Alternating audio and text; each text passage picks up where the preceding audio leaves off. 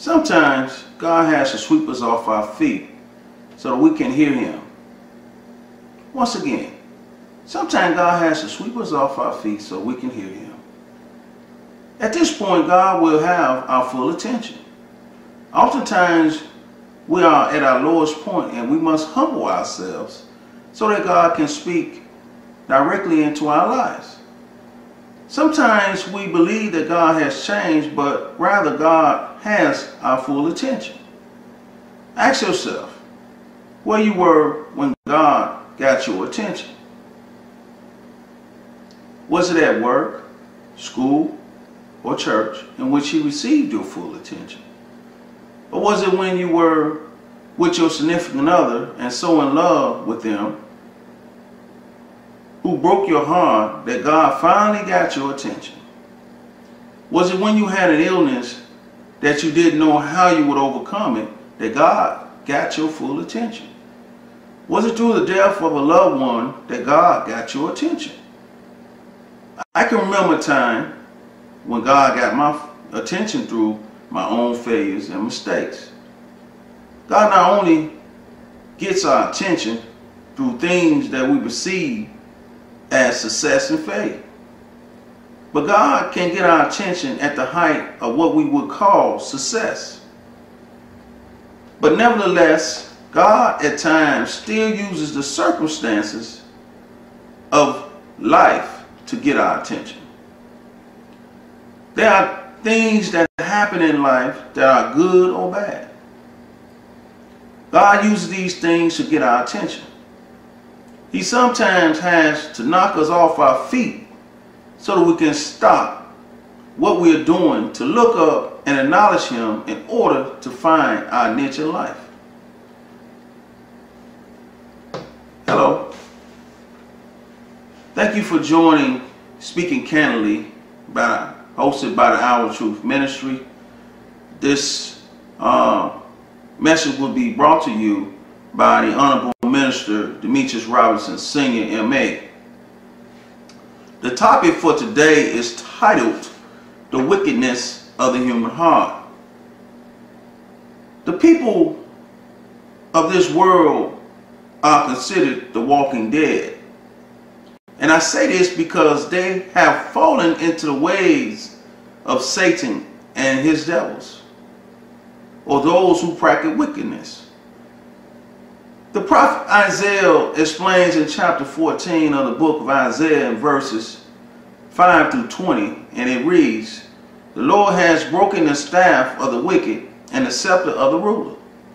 He who has spoke the people in wrath with a continued stroke, he that rules the nation in anger is persecuted and none hindered.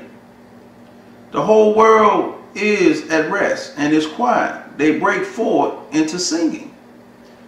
Yea, the fir tree rejoice at thee, and the cedar of Lebanon, saying, since thou art laid down, no fellow is come up against us. Hell and beneath is moved for thee to meet thee at the coming. It stirs up the dead for thee, even all the chief ones of the earth. It has raised up from their throne of all kings of the nation. All kings have become corrupt because of this ruthless ruler, ambition to overcome the kingdom of God. All they shall speak and say unto thee, art thou also become weak as we? Art thou become like unto us? Thy pomp is brought down to the grave, and the noise of thy vows. The worm is spread under thee, and the worm cover thee.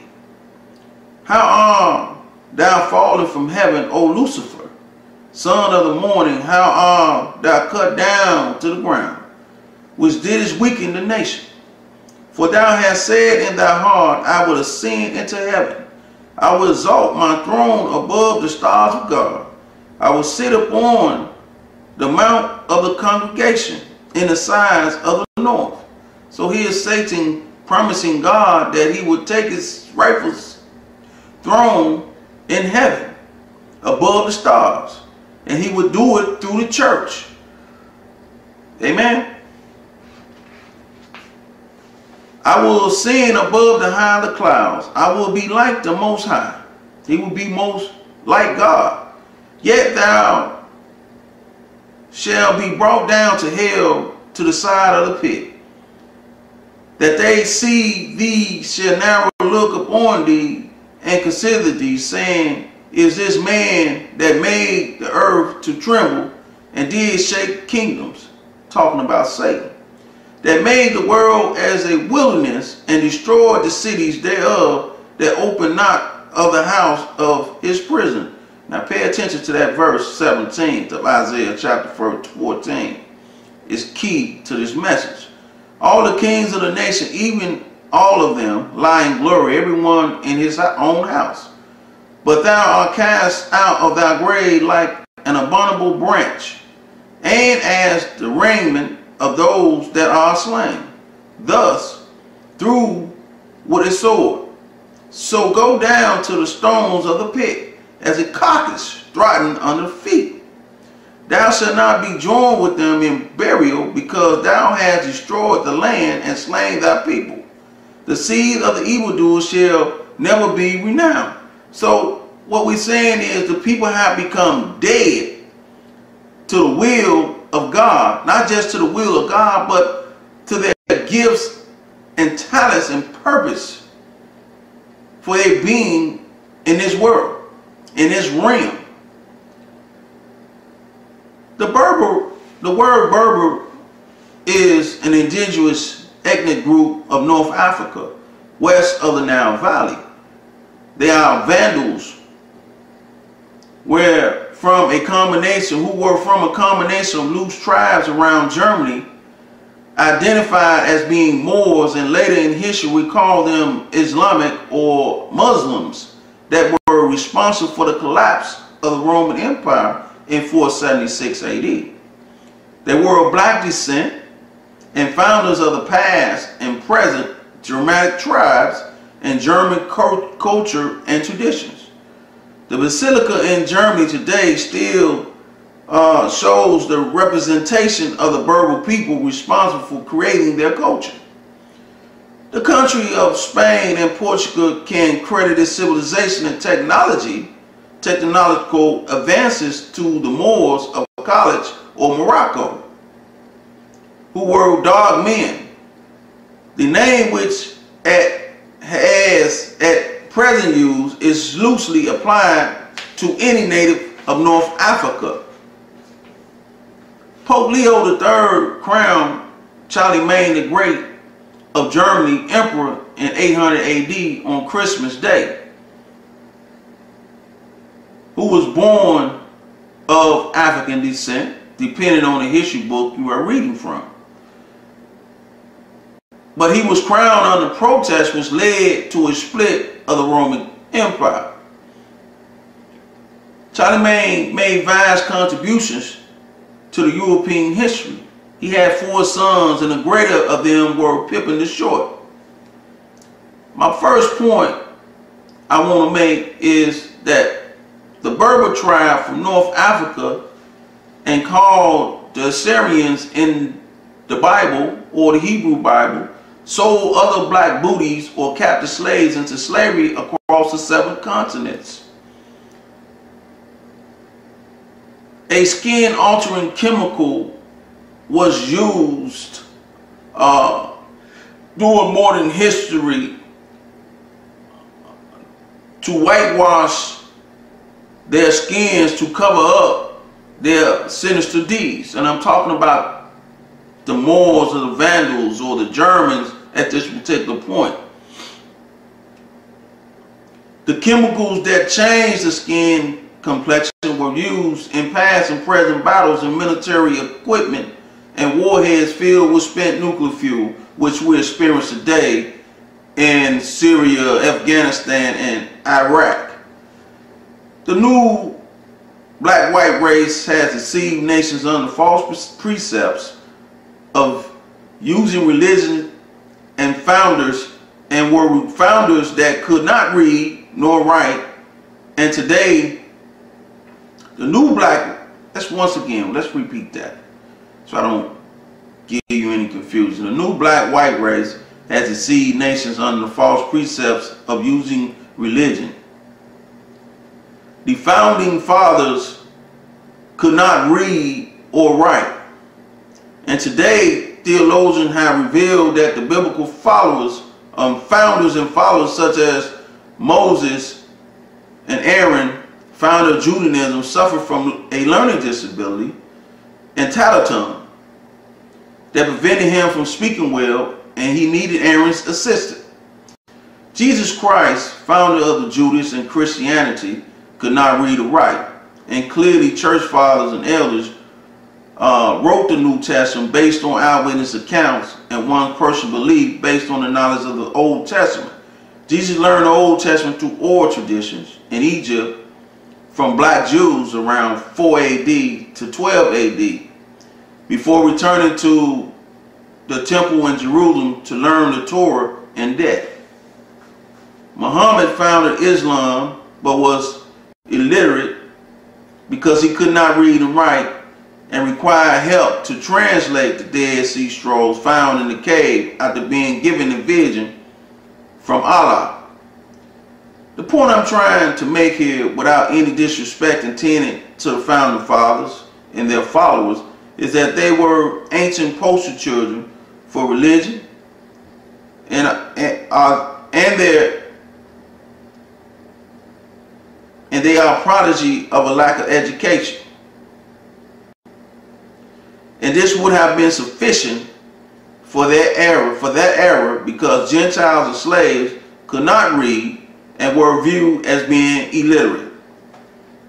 And based on today's standards for clergy members and theologians that are well versed in the knowledge and history of the biblical religion, the educational levels of theologians today make a world of difference as they analyze the text in its context for meaning. Missionaries and mercenaries were used by the Holy Roman Catholic Church to force conversion of satanic teachings of Jesus Christ on people who worship other pagan gods or who were enslaved by slave traders that needed financial sponsorship to carry out such a delicate task of building a new world with human cargo transported on slave ships non-stop voyages into uncharted waters and countries. Pope Pius IV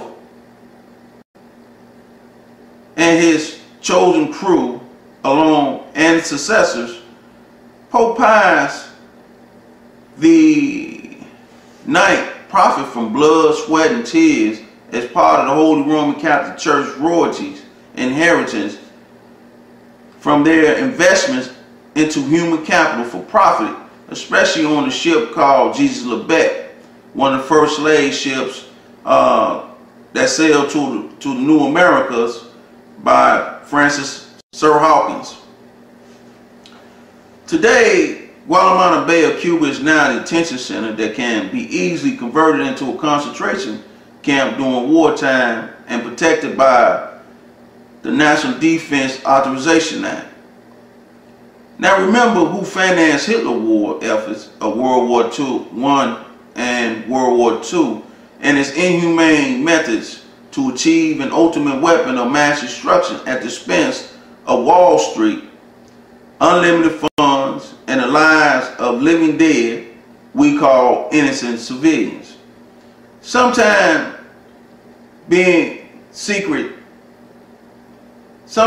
living a life of secrecy is the best way to be, in order to confuse your enemy who are planning a way to set traps to kill off your unwanted behavior of some people in society, to kill off the unwanted behavior that is being demonstrated in society. Powerful forces Powerful forces are willing to give in to their demands. But once again, powerful forces are willing to give in to those who are practicing immoral behavior, demands, by passing laws and decrees that are good on paper but doesn't hold water in theory. A guesstimation of their membership is underway to plan their untimely demise or extermination.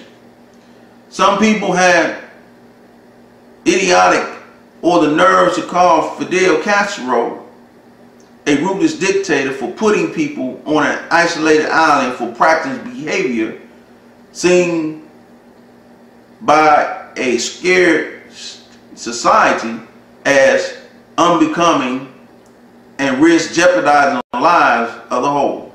Shame on them. Emperor Constantine,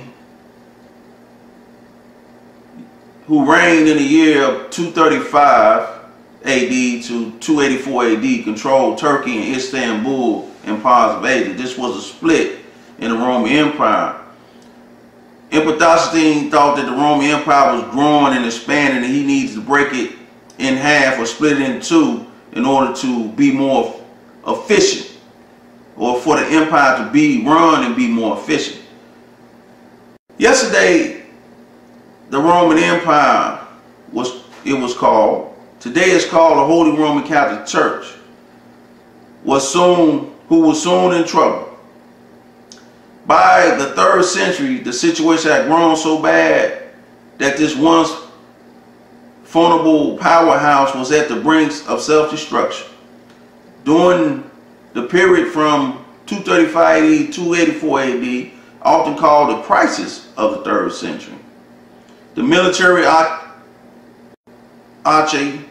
Antioch, or the imperial crisis, more than 24 emperors came and went. Out of control inflation brought the economy to its knees. America and the global world are facing similar conditions. The foreign tribes continue to harass the borders. We call them terrorists today. Just as things could not get worse for the Roman Empire, relief finally arrived. In November of 284 AD, Diocletian, a forceful Roman general, seized the power and declared himself the new emperor. We are bracing ourselves for the new general and his empire called New World Order. One of his earliest orders was to split the Roman Empire in two, but today we are seeking to unite the nation, inherit through any means necessary as one government. Diocletian kept the eastern part and gave the western half to his colleague Maximian, and later Maximian's step-grandson and son-in-law. Diocletian was in control of the eastern part of the Roman Catholic territories, at that time called Turkey and Istanbul, and part of Asia, predominantly populated by Judaism, black Jews, Moors, Muslims, and Islamic people and Judas. Diocletian survived the attack by the Islamic tribes and developed a relationship with them that lasted for centuries. The central power base of the Holy Roman Empire was stationed in Turkey and Istanbul before returning to the Western Europe under Constantine, Emperor Constantine losing the eastern part of the empire to the Berbers, Muslim, Islamic, and the Arabs. Emperor Constantine, 306 to 337 AD was his reign, and he ruled over Europe and Africa. Constantine, on the other hand, was persecuting Jews, or Judaism Jews, Muslim and Judas, and every non-pagan religion and way of life, until he realized how powerless the followers grew, even in the wake of death of their founding father, Jesus Christ, and his followers at the hand of his Roman oppressors. Constantine ruled the western part of the Holy Roman Empire 306 to 337 AD. Once again, before the battle of a flaming cross inscribed in his conquer was said to have caused Constantine to convert to Christianity, who he wound up killing his father Maximian on the Melvian Bridge. In 313, the Edict of Milan, issued conjointly with the Delicious, gave civil rights and toleration to Christians throughout the empire. Constantine was now sole emperor of the West, and by the death of Gallius in 311 and of Maximin in 313, Linnaeus became sole emperor of the East, another name given to the ruler in the East. After a war 314 between the two rulers, Lysias had to cede Ilicia, Pannonia in Greece, and Constantine for the next 9 years devoted himself to the correction of abuse, the strengthening of his frontier, and chasing of barbarians. And the Crusade War followed in 1095 AD by its predecessors or successors against the Berber people and dark-skinned people. Many of them were converts of Islam and Muslim. The campaign to chasten still rage on to this day. It was these Moors, Germanic tribes and loose tribes in 476 AD that killed the spiritual, physical, mental, economic, and social concepts of God's creation by holding them in bondage, selling them as commodity, intermarriage, torture, fear, death, stereotype, propaganda of all news and social media outlets, and control all world finances, distribution of resources. At this time, the scientific method of the global stock market was founded by the Egyptians culture and currently being implemented